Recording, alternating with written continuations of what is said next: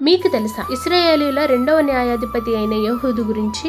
ఇశ్రాయేలీయులు మరల పాపం చేసి యెహోవా దృష్టికి దోషులవుతారు. అప్పుడు యెహోవా ఇశ్రాయేలీయులతో యుద్ధం చేయడానికి మోయాబు రాజైన ఎగ్లోనును బలపరుస్తారు. ఈ ఎగ్లోను రాజు అమ్మోనీయులను అమాలేకీయులను సమకూర్చుకొని వెళ్లి ఇశ్రాయేలీయులతో యుద్ధం చేసి వారిని ఓడించి వారి పట్టణమును స్వాధీనపరుచుకుంటాడు. అలా ఇశ్రాయేలీయులు 18 సంవత్సరములు మోయాబు రాజైన ఎగ్లోనుకు దాసులుగా ఉంటారు. అప్పుడు ఇశ్రాయేలీయులు యెహోవాకు మొరపెట్టినప్పుడు యెహోవా వారి మొరను విని గేరా కుమారుడైన యెహూదును వారికి రక్షకునిగా నియమిస్తారు. ఈ యెహూదు బెన్యామీను గోత్రానికి చెందినవాడు. ఇతడు ఎడమ చేతి వాటం గలవాడు. ఇశ్రాయేలీయులు మోయాబు రాజైన ఎగ్లోనుకు పన్ను కట్టడానికి యెహూదు చేత ఇచ్చి పంపుతారు. అప్పుడు యెహూదు మూరెడు పొడవు గల రెండంచుల కత్తిని చేయించుకొని తన కుడి తొడ మీద వస్త్రము చాటున దానిని పెట్టుకొని వెళ్తాడు. ఆ ఎగ్లోను రాజు బహుస్థూల కాయుడు. యెహూదు ఆ కప్పము అనగా పన్నును రాజునొద్దకు తెచ్చి ఇచ్చిన తరువాత తనతో పాటు వచ్చి కప్పము మోసిన వారిని పంపివేసి తిరిగి రాజునొద్దకు వచ్చి, రాజా, మీతో ఒక రహస్యమైన మాట ఒకటి చెప్పాలి అని అంటాడు. అప్పుడు రాజు అక్కడున్న వారందరినీ పంపివేస్తాడు. యెహూదు ఎగ్లోను రాజునొద్దకు వచ్చినప్పుడు రాజు ఒక్కడే చల్లని మేడగదిలో కూర్చొని ఉంటాడు. అప్పుడు యెహూదు,